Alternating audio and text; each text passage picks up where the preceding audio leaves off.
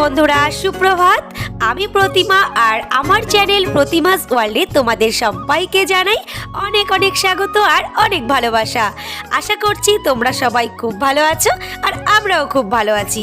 আজ আমি তোমাদের কোনো ডেইলি ভ্লগ ভিডিও দেব না বন্ধুরা, আজ একটা ছোট্ট কুকিং ভিডিও নিয়ে তোমাদের সামনে হাজির হয়ে গেছি।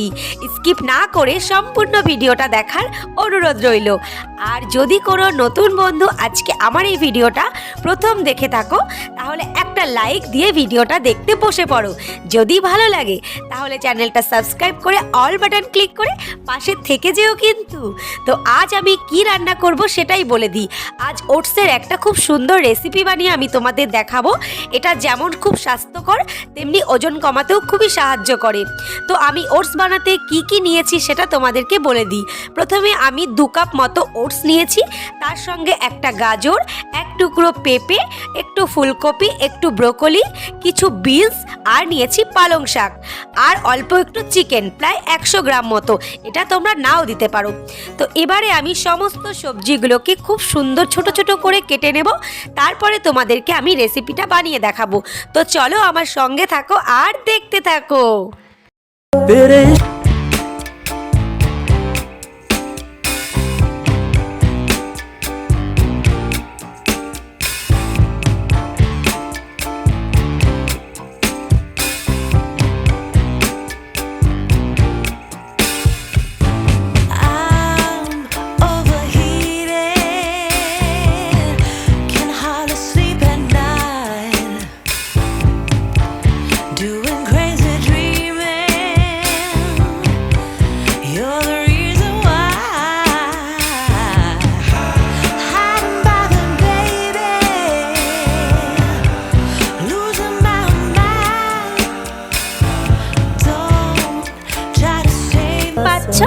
একে একে আমার সমস্ত ইনগ্রেডিয়েন্টস একদম রেডি হয়ে গেছে।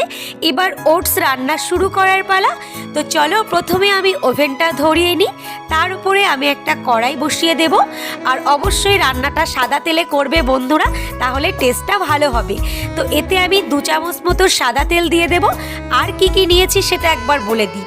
ফোড়নের জন্য আমি এখানে পেঁয়াজ কুচি, অল্প একটু আদা কুচি, 2টো এলাচ ফোড়নের জন্য আর টমেটো কুচি। তো তেল গরম হতেই আমি 2টো এলাচ দিয়ে দিলাম, তারপরে পেঁয়াজ দিয়ে দিলাম। এলাচের সঙ্গে পেঁয়াজটা খুব ভালোভাবে নেড়ে চেড়ে নেব। যখনই সুন্দর একটা স্মেল বেরোবে এতে আমি কুচি করে রাখা টমেটোগুলো দিয়ে দেব। তারপর টমেটো, পেঁয়াজ, এলাচ সমস্তটা আবারও ভালো করে নাড়িয়ে নিয়ে এতে আমি দিয়ে দেব কুচি করে রাখা মাংসের পিসগুলো। তো মাংসটাকেও পেঁয়াজ, এলাচ আর টমেটোর সঙ্গে খুব ভালো করে নাড়িয়ে নেব। আর দিয়ে দেব 1 চিমটি হলুদ আর 1 চিমটি লবণ। তারপর আবারও ভালো করে নাড়িয়ে চাড়িয়ে যখনই চিকেনের কাঁচা গন্ধটা চলে যাবে তার উপরে একে একে আমি সমস্ত কেটে রাখা সবজিগুলোকে এর ভেতরে দিয়ে দেব।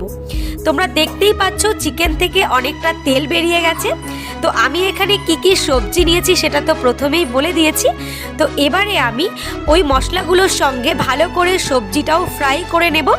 ফুলকপির কাঁচা গন্ধটা চলে গেলেই এতে আমি 3 কাপ মতো জল দিয়ে দেব সবজিটা সেদ্ধ হওয়ার জন্য। আর ওভেনের আঁচটা একটু বাড়িয়ে এটা আমি একটা থালা দিয়ে ঢেকে রাখবো 10 মিনিটের জন্য। 10 মিনিট মতো ফুটে উঠলেই দেখতে পারবে সবজিগুলো অনেকটা সেদ্ধ হয়ে গেছে। এবারে আমি যে 2 কাপ মতো ওটস নিয়েছি সেই ওটসটাও এতে আমি ঢেলে দিচ্ছি। ওটস সেদ্ধ হতে বেশি সময় লাগে না বন্ধুরা, খুব তাড়াতাড়ি হয়ে যায়।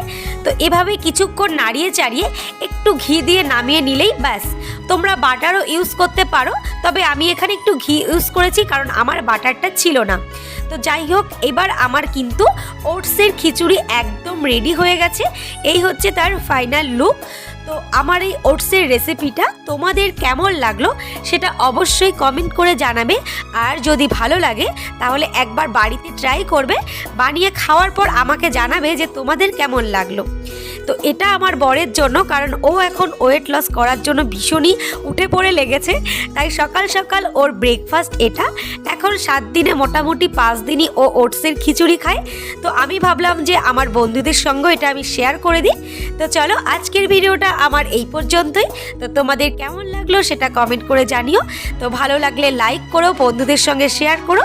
দেখা হবে আগামীকাল অন্য ব্লগের সঙ্গে। ততক্ষণ পর্যন্ত ভালো থেকো, সুস্থ থেকো, অবশ্যই আমার সঙ্গে থেকো। তো চলো বন্ধুরা, টাটা।